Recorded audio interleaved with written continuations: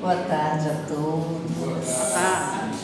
Sejam todos bem-vindos aos nossos internautas, né, que nos assistem também. Tudo de bom. Né? Então, aqui estão acompanhando o canal Amigos do NEPUM. Por favor, que possam curtir, comentar, compartilhar todo esse conteúdo cheio de aprendizado. Né? E vamos nós aqui, com calma, devagarzinho aqui, orando, pedindo a Deus aí a nossa palestrante aí, para ela chegando com carinho, com calma, né? Vamos aos nossos avisos. Né? Todos temos aqui, né, o projeto do NEPUM. Né? Quais são esses projetos? Né? São as nossas doações de alimentos não perecíveis para as cestas básicas. Né? Recebemos aqui, sempre quando vocês quiserem, mandarem também por outras pessoas, pode mandar. Estamos aqui recebendo todas essas doações com muito carinho, viu? Peças também para o enxoval de bebê, né, para as gestantes assistidas aqui. Elas participam, elas sempre estão aqui também, não só para receber os enxovais, mas também participam sempre quando podem, né, de atividades de artesanato também que nós temos aqui. Às vezes elas gostam também de fazer os enxovaizinhos dela também, viu? E todas as terças-feiras nós temos aqui as inscrições abertas para o curso de acolhimento inicial, né, acerca do Espiritismo. De onde vim, para onde vou, o que estou fazendo aqui, por que de tanta tribulação, né? Então nós estamos aqui com o curso do acolhimento, né? E às terças-feiras também nós temos o passe individual das 18 horas às 18h45. Temos os grupos de estudo, né, o ESD e o ESME, às 19 horas. E hoje, esse mês, no mês de setembro, o núcleo espírita, o nosso NEPUM, está com o tema dos bem-aventurados dos aflitos. Nós temos hoje, dia 6, com o tema Em cada existência, um novo ponto de partida. Nós estamos aguardando aí devagarzinho a nossa palestrante chegar. Enquanto isso, vamos agora fazer aqui a leitura do nosso Evangelho.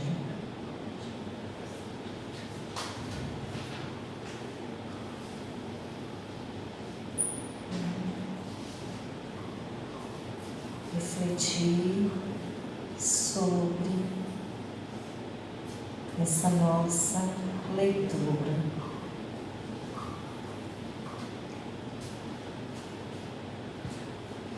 Capítulo 5. Bem-aventurados os aflitos. Causas atuais das aflições.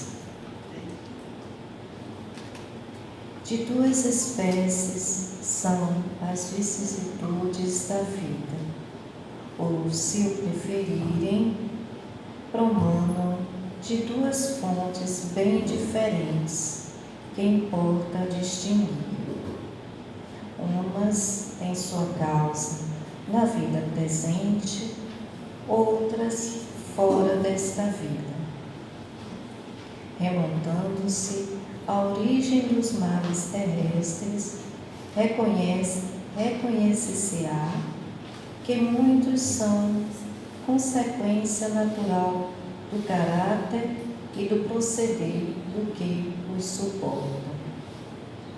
Quantos homens caem por sua própria culpa? Quantos são vítimas de sua imprevidência, de seu orgulho e de sua ambição? Quantos se amoinam por falta de ordem, de perseverança, pelo mau proceder ou por não terem sabido limitar seus desejos? Quantas uniões desgraçadas, porque resultaram de um cálculo de interesse ou de vaidade e nas quais o coração não tomou parte alguma. Quantas dissensões e funestas disputas se teriam evitado com um pouco de moderação e menos suscetibilidade. Quantas doenças e enfermidades decorrem da intemperança e dos excessos de todo gênero. Quantos pais são infelizes com seus filhos, porque não lhes combateram desde o princípio as más tendências. Por fraqueza ou indiferença, deixaram que neles se desenvolvessem os germes do orgulho, do egoísmo e da tola vaidade que produzem a secura do coração. Depois, mais tarde, quando colhem o que semearam, admiram-se e se afligem da falta de deferência com que são tratados e da ingratidão deles.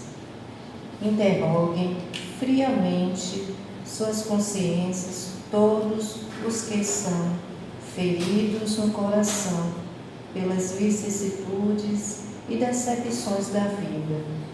Remontem passo a passo a origem dos males que os torturam e verifiquem se, as mais das vezes, não poderão dizer: se eu houvesse feito ou deixado de fazer tal coisa, não estaria em semelhante condição.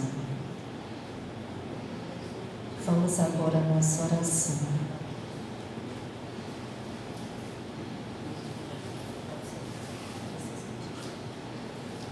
Vamos refletir sobre a mensagem.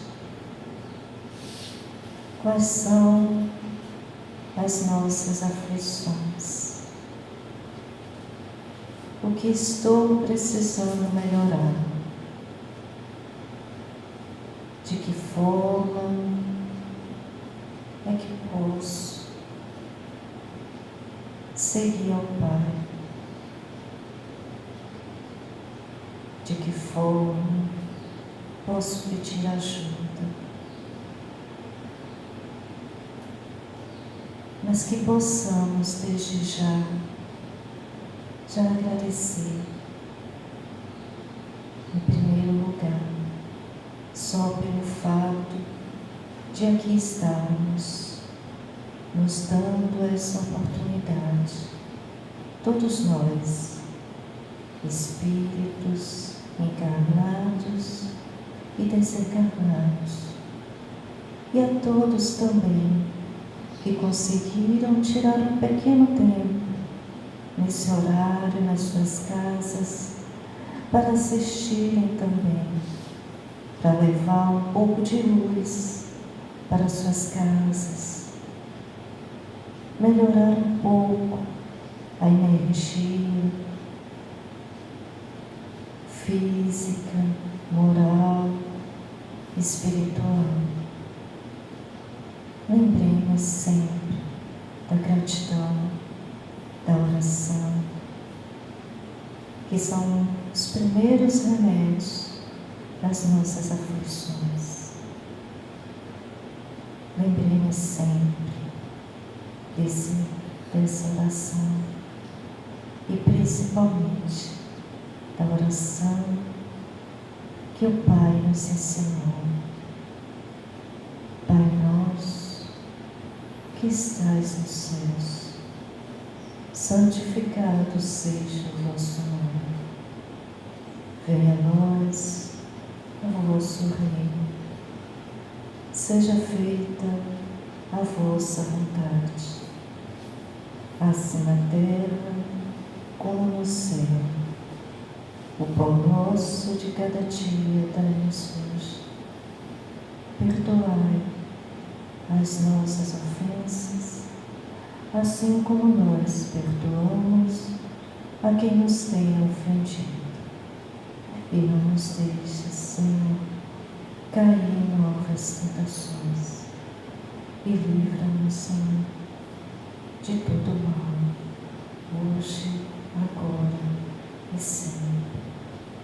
Que assim seja. E hoje nós temos, mais uma vez, repetindo o tema, a força que persevera. Ou desculpa, gente, não é isso não. Peguei o papel errado. Não, hoje é 6. Em cada existência, um novo ponto de partida. Olha ela ali que já está ali, ó. Cheguei.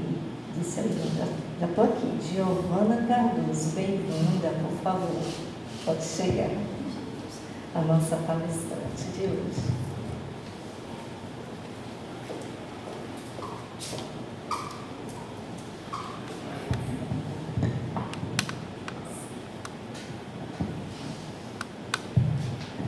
Boa tarde a todos. Boa tarde. Que a paz do Mestre Jesus e o amor do Cristo nos envolva na tarde de hoje.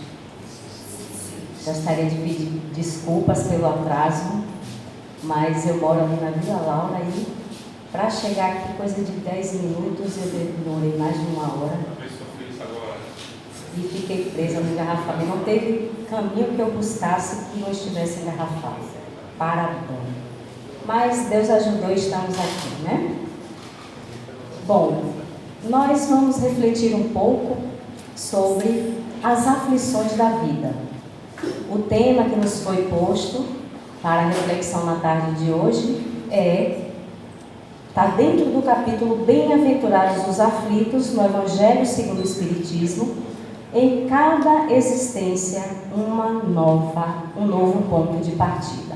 Esse é o tema que nós vamos refletir um pouquinho hoje, dentro da nossa fala, né? Antes de mais nada, gostaríamos de agradecer o convite da casa, né, para estarmos aqui e a todos vocês pela compreensão. Bom, eu peço que passe, por favor, o slide. No mundo tereis aflições. Quem disse isso foi Jesus. E aí, de que mundo ele estava falando? A que mundo ele estava se referindo quando nos disse isso? Quando a gente vai abrir o capítulo, o Evangelho segundo o Espiritismo, a obra em si, a gente observa uma sequência lógica onde Kardec, o nobre codificador da doutrina espírita, ele como professor, né, em sua experiência vasta como professor, ele não fez de forma aleatória esses capítulos, ele não colocou a sequência de forma aleatória, como nada dentro da codificação. E quando a gente vai abrindo, lá mesmo no sumário, lá no início, nós vamos observando que o primeiro capítulo que Kardec traz no Evangelho segundo o Espiritismo é não vim destruir a lei. E quem disse isso? Jesus. Uma fala de Jesus, não vim destruir a lei. Neste capítulo, Kardec vai trazer ali como foi evoluindo o conceito de Deus no tempo. Ele vai trazendo desde a primeira revelação personificada na pessoa de Moisés, onde o Deus que era apresentado naquela época era um Deus muito de castigar, era um Deus punitivo. E aí ele vai trazendo ali dentro a segunda revelação, que é personificada na pessoa de Jesus Cristo, o nosso Mestre amado. E em Jesus nós já vemos uma figura de um Deus mais amoroso. ele nos apresenta a divindade como um pai. Um pai que acolhe, um pai que perdoa, um pai amoroso, bondoso, de infinita bondade, misericórdia e justiça. Dentro ainda desse primeiro capítulo, Kardec nos traz a terceira revelação, o Consolador prometido por Jesus, que não é personificado em uma única pessoa, é o Espiritismo. E dentro desse capítulo a gente pode ver como o entendimento do amor de Deus e da figura da divindade vai evoluindo com o tempo, assim como todos nós. E a gente vai seguindo, pega o segundo capítulo. No segundo capítulo do Evangelho segundo o Espiritismo, a gente vai abrindo lá. Ele no primeiro é não vim destruir a lei. Já o segundo é outra fala de Jesus. Meu reino não é deste mundo. Uma fala de Jesus. Neste capítulo, Kardec traz mais um princípio. O primeiro foi Deus. O segundo, mais um princípio, que é a imortalidade da alma. Quando ele trabalha a imortalidade da alma no segundo capítulo do Evangelho, ele vai nos trazendo, informando ali, de que Deus nos cria simples e ignorantes, mas fadados à perfeição. Porém, essa perfeição não é conquistada em uma única encarnação, não teria como alcançarmos em uma única encarnação. E quando Jesus nos diz que meu reino não é deste mundo, a gente entende, como seres espirituais que somos, que esse mundo que ele fala é o mundo espiritual, o mundo imaterial, porque somos espírito. E como sabemos, só existem 3 elementos no universo: Deus, acima de tudo, o Criador, Espírito, o princípio espiritual, e o princípio material. Ambos não se apartam, estão sempre juntos. Então, nesse processo de evolução, esses 2 princípios que caminham juntos estão sempre unidos e se aprimorando, se transformando, evoluindo. A imortalidade da alma vem nos mostrar a bondade divina. Quando estamos aqui encarnados, se não acreditamos na imortalidade da alma, não acreditamos também na justiça divina.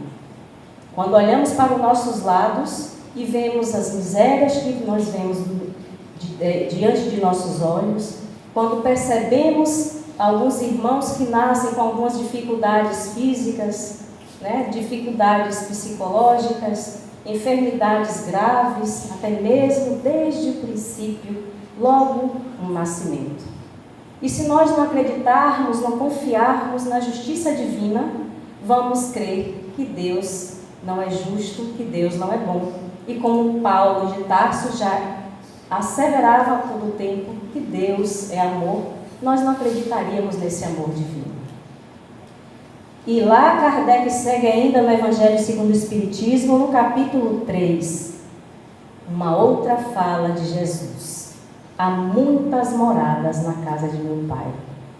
Aqui nesse capítulo, ele trata da evolução, tanto dos seres quanto dos mundos onde esses seres habitam. Quando vem trazendo as informações de que nós nascemos simples e ignorantes e vamos evoluindo a cada encarnação na matéria, a gente entende que não somente o nosso planeta é encarnado, tem seres encarnados. Não somente o nosso planeta, o nosso orbe é habitado. E existem moradas que são muito mais evoluídas que a nossa e outras inferiores. Então, a evolução, que é um princípio, o progresso do espírito, ela é fato e é um princípio da doutrina espírita. A gente vai avançando e no capítulo 4, uma outra fala de Jesus. Ninguém pode ver o reino de Deus se não nascer de novo. É uma sequência que Kardec vai trazendo de forma metodológica para que a gente compreenda passo a passo do que é o propósito de Deus para conosco. E aqui ninguém pode ver o reino de Deus se não nascer de novo. Trata-se sobre a reencarnação.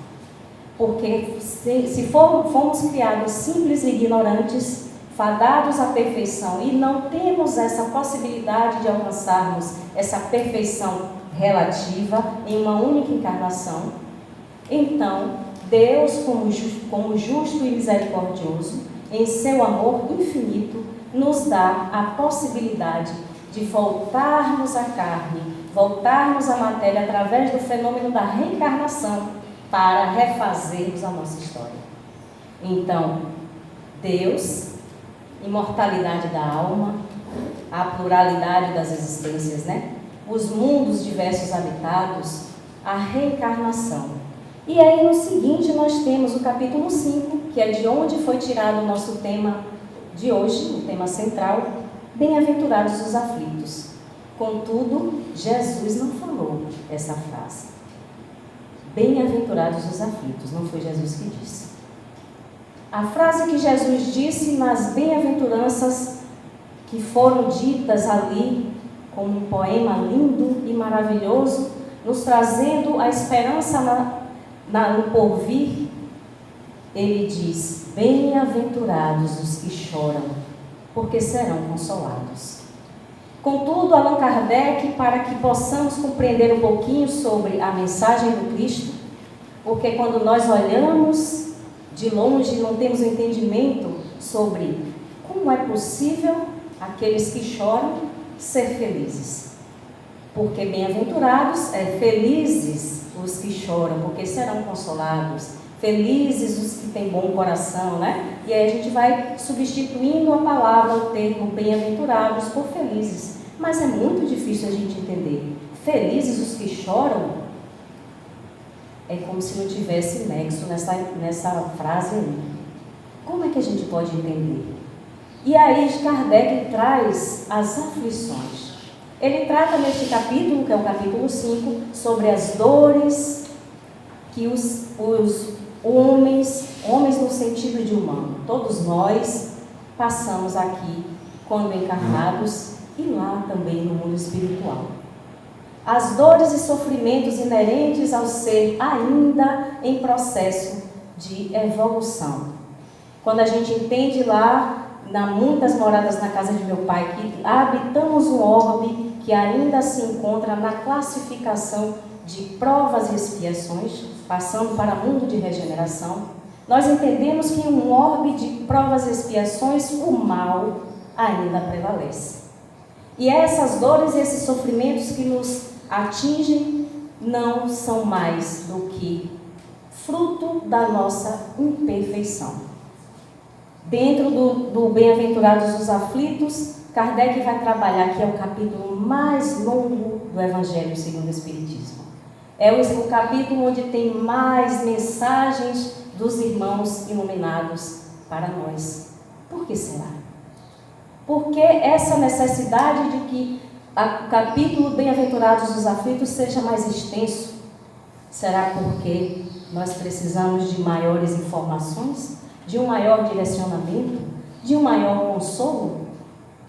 E assim Kardec vai trazendo ponto a ponto as situações que passamos e enquadrando dentro de uma ótica onde podemos observar e entender, compreender um Deus de amor, um Deus justo. E se assim não vemos, a gente vai ver um pouquinho agora. Só que lá depois, só para finalizar, após esse capítulo 5, que Kardec traz a questão das aflições, das dores e sofrimentos que nos acarreta cada um de nós, ele traz o Cristo Consolador. É o próximo capítulo, depois de Bem-aventurados os aflitos. E aí depois ele vai trazendo as bem-aventuranças, Então, o 6º capítulo é o Cristo Consolador. Ou seja, ele vai dizendo, no mundo haverá aflições, como disse o Cristo. Mas ele também diz, eu sou o caminho, a verdade e a vida. Ou, em outras traduções, eu sou o caminho da verdade, da vida. Então, quando a gente entende e a doutrina espírita vem descortinar todas essas informações que o Cristo não pôde trazer àquela época, porque nós, em nosso estado ainda evolutivo que nos encontrávamos ali, não tínhamos a capacidade intelectual para abarcar o conhecimento que Ele poderia nos dar. Mas hoje, com o advento do Espiritismo, nós alcançamos o potencial de expandir, não somente intelectualidade, mas precisamente e essencialmente agora, na atualidade, em moralidade. Os Espíritos, quando vêm para a codificação, trabalhar na codificação juntamente com Allan Kardec, eles nos mostram que a humanidade terrestre já alcançou o seu patamar intelectual. Era necessário o avanço moral. Então, com essas informações trazidas do além, pelos irmãos iluminados, aqueles que já alcançaram um patamar muito maior que o nosso, aqueles que estendem a mão para os caídos no caminho, que somos nós, para aqueles que estão engateando ainda no processo evolutivo, trazem informações ricas para todos nós. Falando de uma justiça de amor. E quando a gente vai entender que dentro das leis morais apresentadas no Espiritismo, a lei de adoração vem em primeiro lugar, que é adorar a Deus não somente quando a gente ora, não somente para pedir, porque nós fazemos muito isso, né? Pedir. Mas a lei de adoração também concerne em estarmos agradecendo a divindade pela oportunidade de estarmos aqui mais uma vez, e mais uma vez, e mais uma vez, como em nosso tema de hoje. A cada nova existência, uma nova oportunidade. E aí também podemos louvar a Deus, porque a gente precisa ver Deus em toda a sua criação. A lei de adoração vem, e aí vem todas as outras leis, e dentre as 10 leis morais apresentadas pelo Espiritismo, temos a lei de justiça, amor e caridade, que é uma só. E a lei de justiça divina não é a mesma que a do homem. Nós sabemos que para viver em comunidade, viver em sociedade, é necessário a ordem, é necessário o respeito aos direitos do outro, os deveres a serem cumpridos. E para isso nós instituímos leis. A lei divina é muito mais ampla que a nossa. Em muitos casos a gente vê a lei do homem.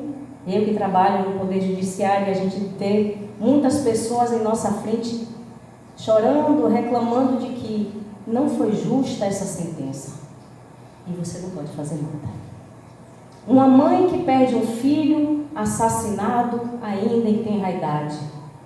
E a sentença é a reclusão, a cadeia para aquele ser. Nosso irmão fez justiça?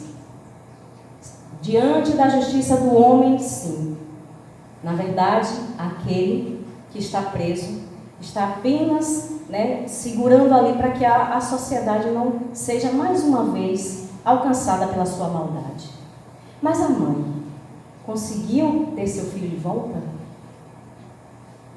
Dentro da justiça divina, isso não ocorre. Por que nós sofremos? Qual a causa das aflições?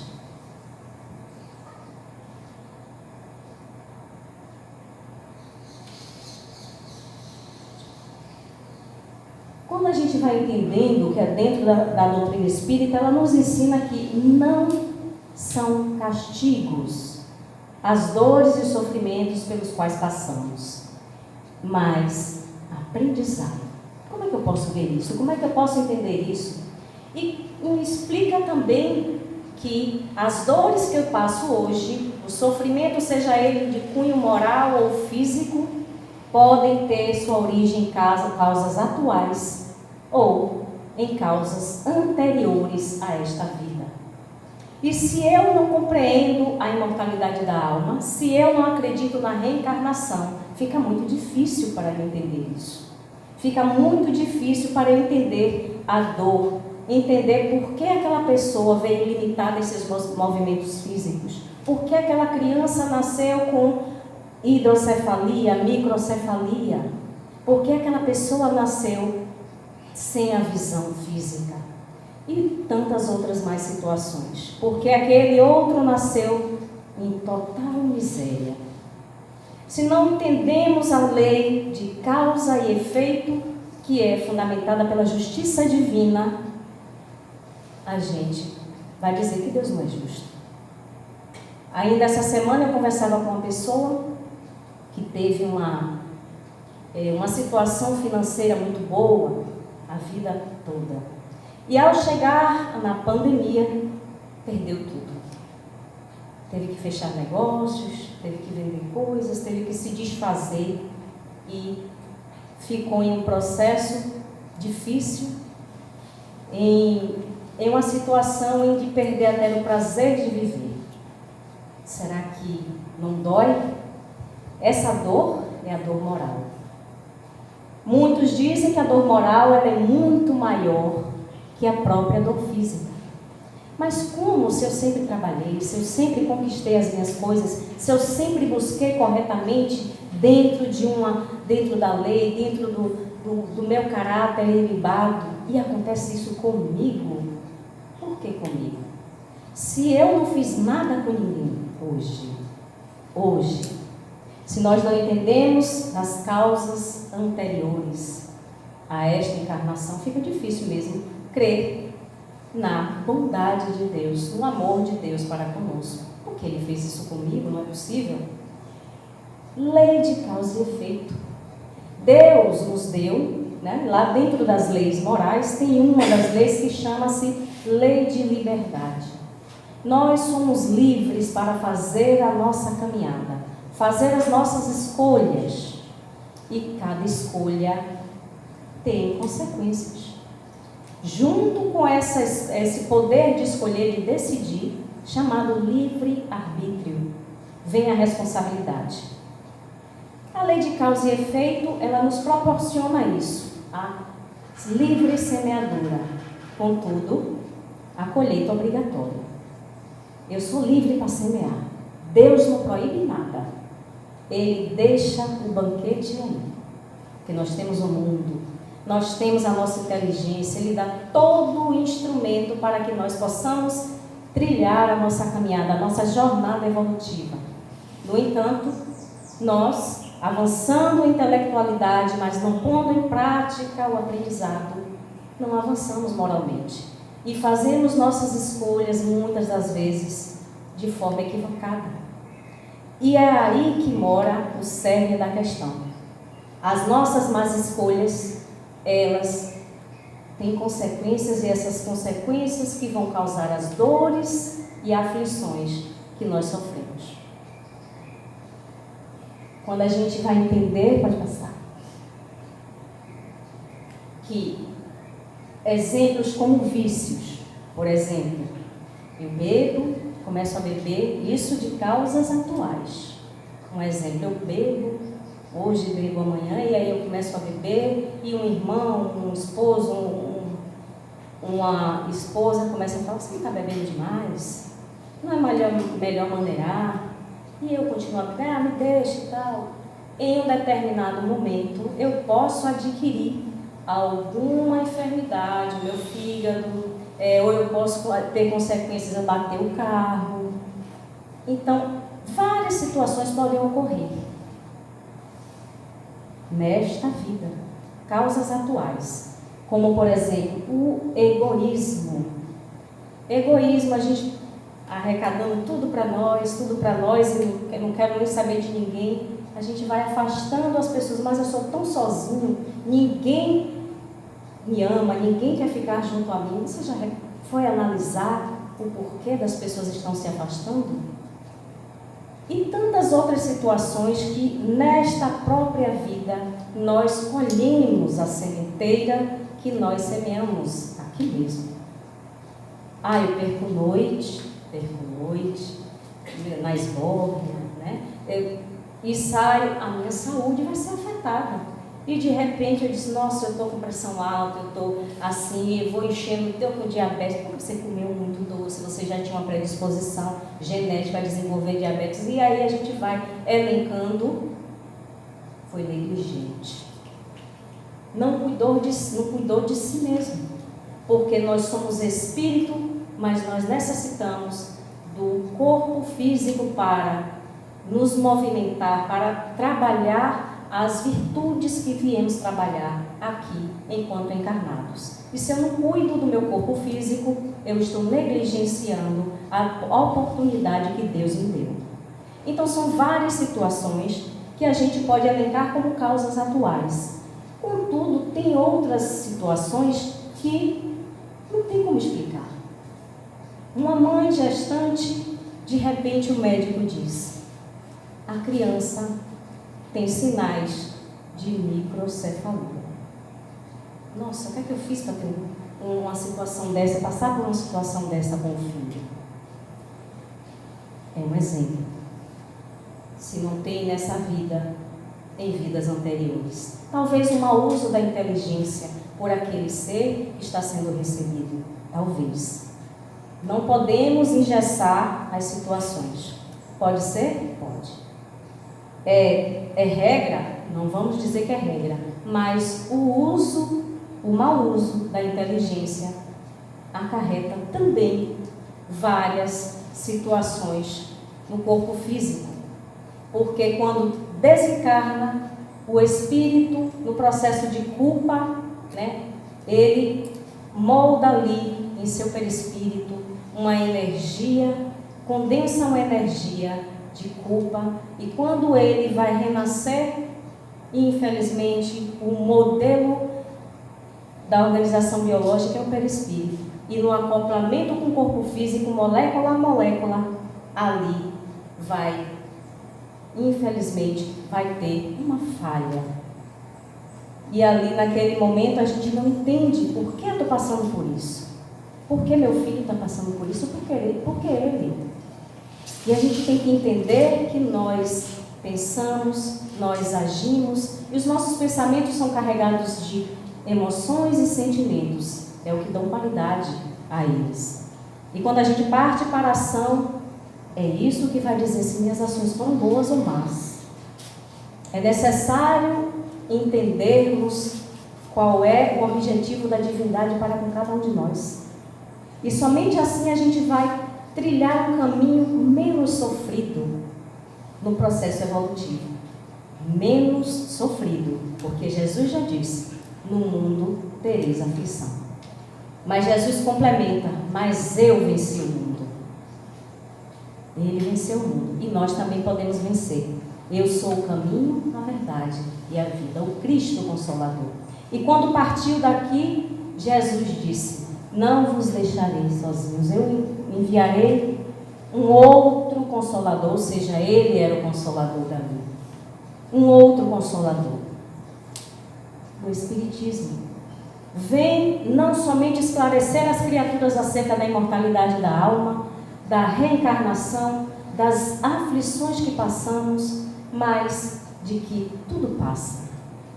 E como o planeta está passando pelo processo de provas e expiações para a regeneração, nós atualmente estamos vendo muito rebuliço. É como se a Terra estivesse em processo regurgitando. Segundo a espiritualidade, dentro das obras que compõem ali a transição planetária, por Manuel Filomeno de Miranda, ele traz que Deus, em sua bondade, amor e justiça, está dando a oportunidade, a última oportunidade, a seres que se encontram nas camadas mais densas do umbral. Por que eu estou vendo tanta violência, meu Deus? É por isso. Aqueles que já sabem que não vão permanecer no orbe terrestre por questões de sintonia, frequência vibratória, estão tocando terror. Estamos todos juntos e misturados. Porque também eles informam que, assim como esses seres que ainda estão apegados ao mal, temos também irmãos iluminados que vêm de outros orbes mais evoluídos para estender a mão para nós. E a gente convive nesse movimento dentro dessa caldeirão, esse caldeirão. E se a gente não souber para que lado ir, não estiver firme no passo, a gente cai. Se a gente não tiver um entendimento firme, a gente não somente cai, né, vamos dizer, fisicamente, nas quedas morais, mas a gente entra em um processo de desacreditar na divindade. No livro dos Espíritos, eu não vou falar ali, senão a gente vai se estender, mas a gente diz que a gente tem, quando no processo de reencarnatório, muitos de nós, quando tem a possibilidade, já uma consciência determinada, nós escolhemos as provas pelas quais passaremos quando encarnados. Muitos de nós, não todos. Se nós temos a capacidade de, juntamente com a equipe espiritual responsável pela reencarnação, de escolher algumas provas, entendemos que algumas situações que passamos aqui, nós mesmos que pedimos. Então, qual é a orientação da espiritualidade nesse momento de dor?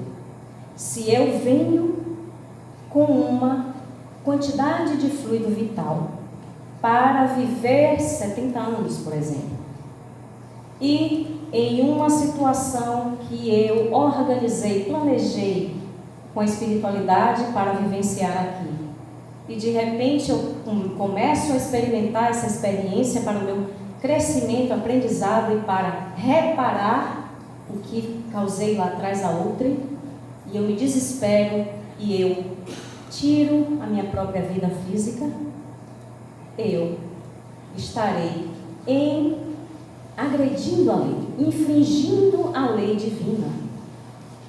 E aí, a causa disso depois, eu tirando agora aquele processo que eu teria até 70 anos, o fluido vital vai estar ali, né? E vou passar por algumas situações lá no mundo espiritual, o espiritual é lá e cá, mas lá do outro lado, eu vou experimentar algumas situações não tão agradáveis no processo de decomposição do corpo físico, e até eu cair na real e solicitar o auxílio da divindade.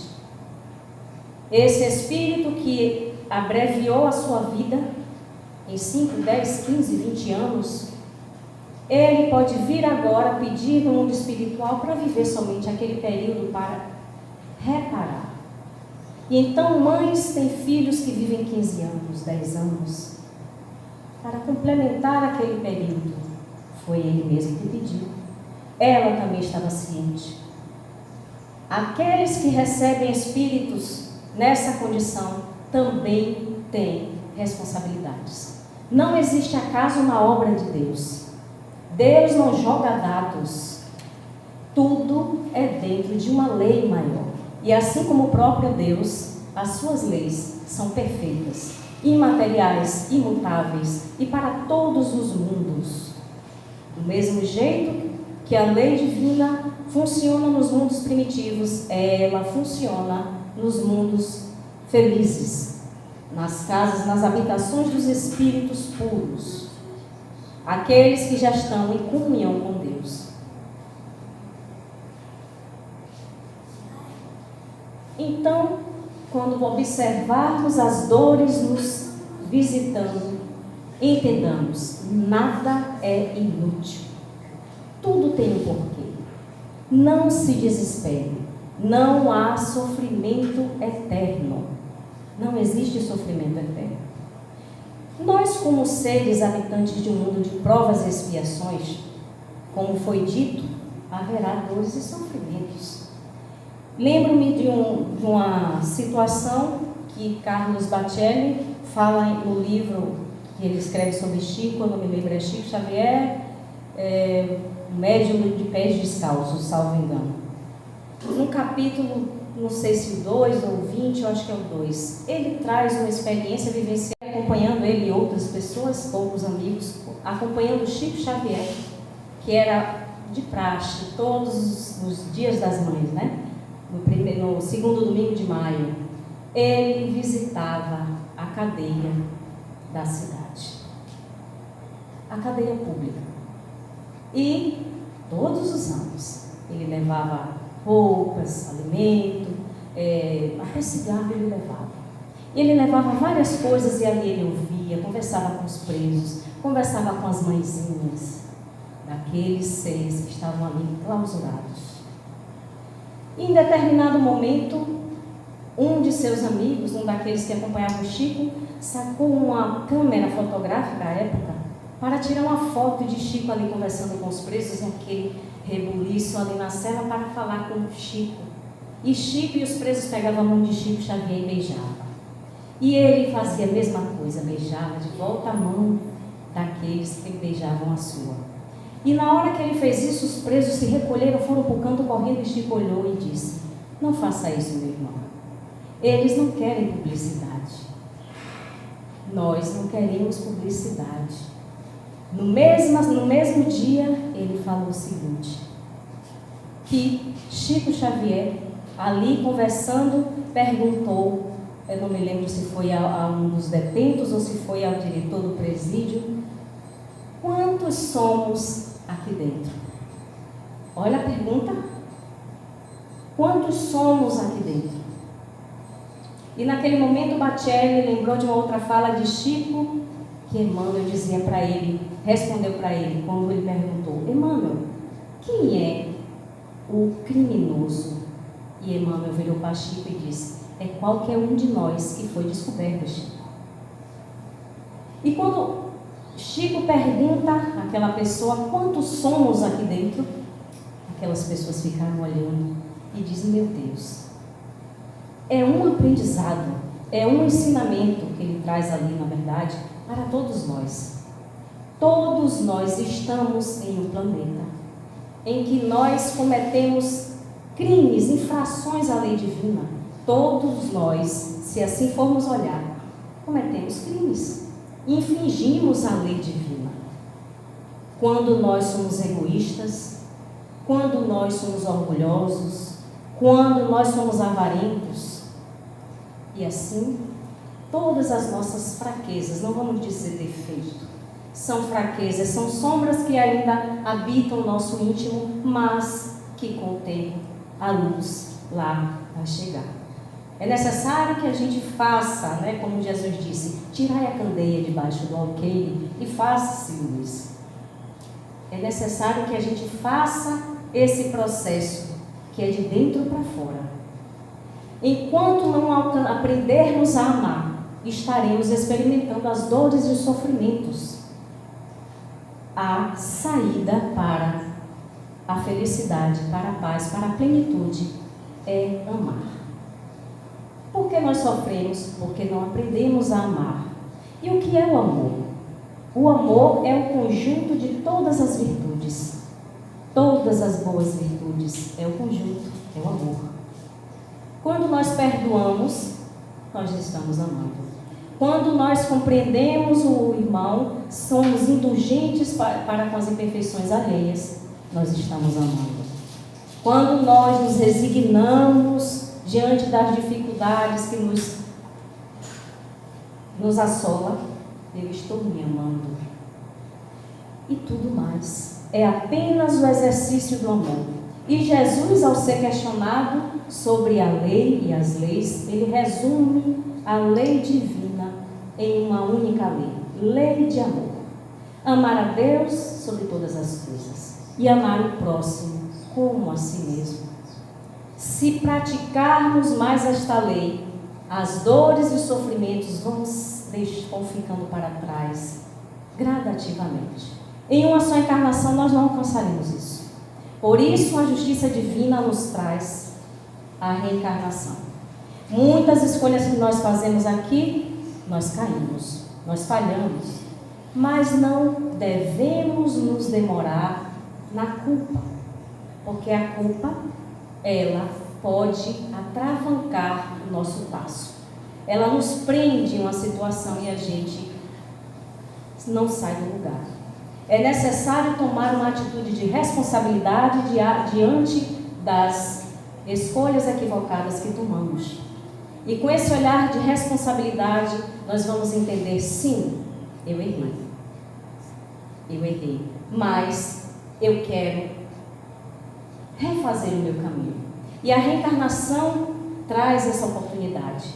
Deus, em sua bondade, em sua justiça, Ele nos dá a oportunidade de voltarmos. Muitas das vezes a gente só percebe isso lá do outro lado, quando desencarnamos. E aí o nosso processo de consciência vai passando tudo que a gente fez, tudo, e o julgamento é íntimo. A gente pensava que era um julgamento final, onde teria o tribunal com o juiz sentenciando e colocando para a execução cada um de nós, mas não.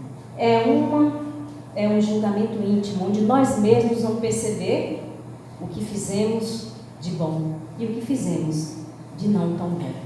Porque os Espíritos dizem, não adianta apenas não fazer o mal. É necessário que se faça o bem. Ou seja, o que é fazer o bem? Ser benevolente é amar. É uma das virtudes. Então, cada encarnação, um novo ponto de partida. Uma página em branco. E quando a gente se arrepende lá do outro lado, dentro do Código Penal, trazido no livro Céu e Inferno, a Justiça Divina, tem que não basta apenas arrepender-se. É necessário expiar e reparar. O arrependimento é necessário para que caiamos em si no equívoco que cometemos e queiramos por vontade reparar e refazer o caminho.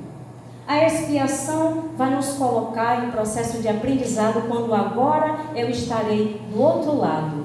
Aquele a quem eu pratiquei o mal, eu vou passar por aquilo para eu experimentar em mim própria, na própria carne, como aquilo é difícil. Mas em sabendo que o ser é imortal e que o processo evolutivo está aí, tudo passa, a gente vai ter mais esperança no futuro que Jesus nos prometeu com as bem-aventuranças. E não apenas expiar, é necessário reparar o mal. Eu tenho que devolver com boas ações agora. Pode ser aquele a quem eu cometi, como pode ser a outro, porque aquele pode ter até me perdoado já e avançado. Mas eu tenho dever de me ajustar perante a lei divina, perante a consciência cósmica. Por isso, a cada encarnação, um novo ponto de partida. Não importa onde estejamos, onde Deus nos plantar, floresçamos e frutifiquemos sem por um. Porque nós temos o potencial divino, DNA de Deus. E assim sendo, Jesus já falou, vós sois deuses. Tudo o que eu faço, vós também podeis fazer e muito mais. Se soubermos disso e tomarmos isso em nossa vida como verdade, porque Jesus é a verdade, é o caminho, é a vida. Nós utilizaremos essas oportunidades não somente de uma encarnação, mas diária.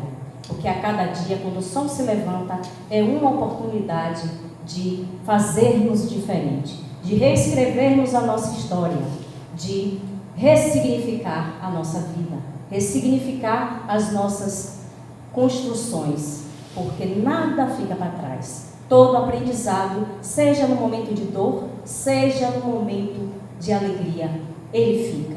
E como o nosso processo evolutivo é como se fosse uma construção, é bloquinho em cima de bloquinho, não se perde.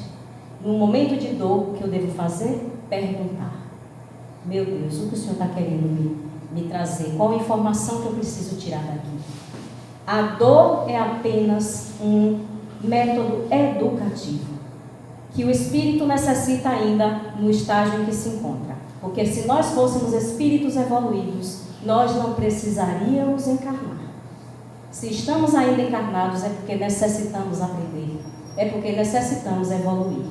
E ninguém evolui sozinho. Estamos juntos, todos juntos e misturados. Não julgueis para não serem julgados. Ame o próximo como a si mesmo. E na dor, lembremos que Deus está conosco, nós nunca estamos sozinhos. Um novo ponto de partida para olhar os erros e aprender com eles. Não se revoltar, não blasfemar contra a divindade, contra Deus, contra o outro, não agredir, não oferecer o outro lado. Foi o que Jesus nos convocou. Então, para finalizar a nossa fala, que nós, a misericórdia divina nos permite recomeçar. e que a gente possa recomeçar agora, de outra forma, de forma mais feliz, sabedores de que tudo passa, como assim dizia a Mãe Santíssima. E tudo no universo tem um porquê. Não nos desesperemos. Clamemos ao Senhor e a Jesus, o governador de nosso orbe, a luz que nos ilumina, o farol que guia a nossa caminhada, porque Ele está conosco. E a espiritualidade, nossos anjos guardiões e mentores também. Que Deus e Jesus possam nos envolver em seu amor e sua paz, e que a gente possa levar para os nossos lares essa mensagem, refletir um pouco e fazer esse movimento de transformação com cada oportunidade, cada nova experiência vivenciada. Deus abençoe a todos. Obrigada. Muito obrigada. Que essa seja a primeira de muitas e muitas visitas aqui à nossa casa. Estamos aqui de coração aberto. E mais uma vez aqui os nossos, finalizando aqui os nossos avisos, estamos aqui sempre com os estudos, os enxovais, para entregas de mantas, o que vocês puderem doar para os enxovais, as cestas básicas. Temos aqui o nosso grupo de estudo, às terças-feiras, temos aos sábados aqui a nossa palestra, e aos sábados também, aqueles que quiserem depois da palestra, temos o passe também individual, viu? Estamos aqui aguardando. E no próximo sábado, dia 13, estaremos aqui com o tema A Força que preserva da loucura e do suicídio, com o palestrante Luiz Carlos Salles. E vamos nós no nosso momento de oração, agradecer ao Mestre Jesus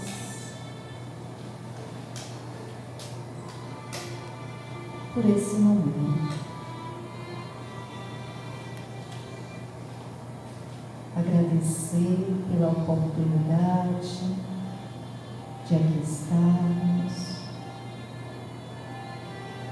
por todos nós termos nos concedido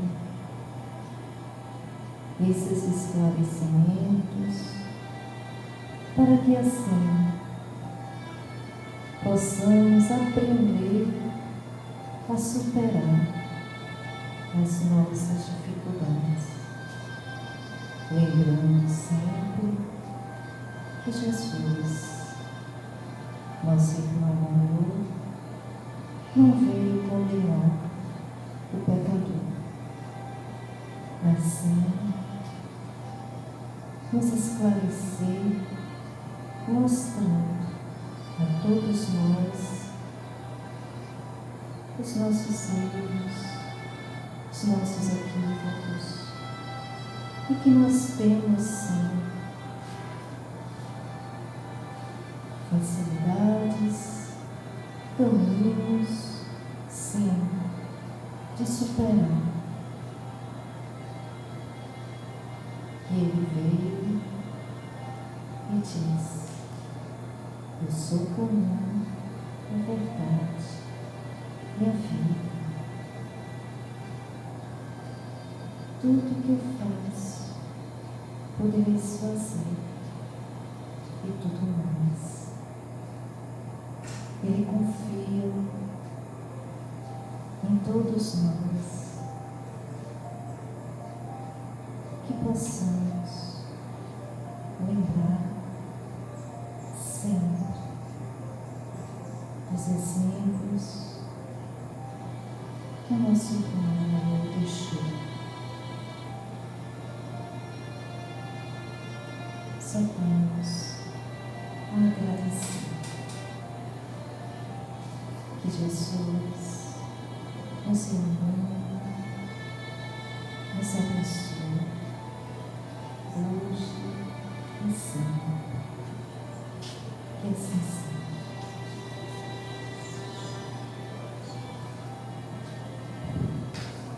Lembrando hoje que a paz é individual. Aqueles que desejarem, estamos aqui.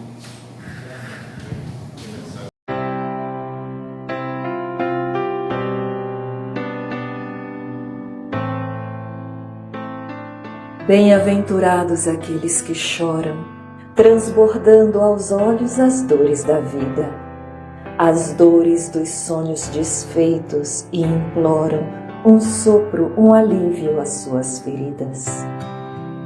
Suplicam o pão que se ausenta da mesa, suplicam saúde ao amor que agoniza, o alento ao lar que se entrega à tristeza, o amparo do céu às misérias da vida.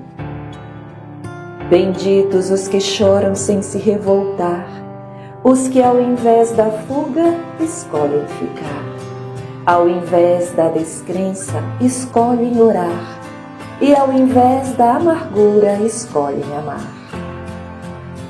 São anjos caídos, hoje arrependidos, colhendo as dores plantadas no ontem, cultivando hoje o amor aprendido que será colhido em outros horizontes.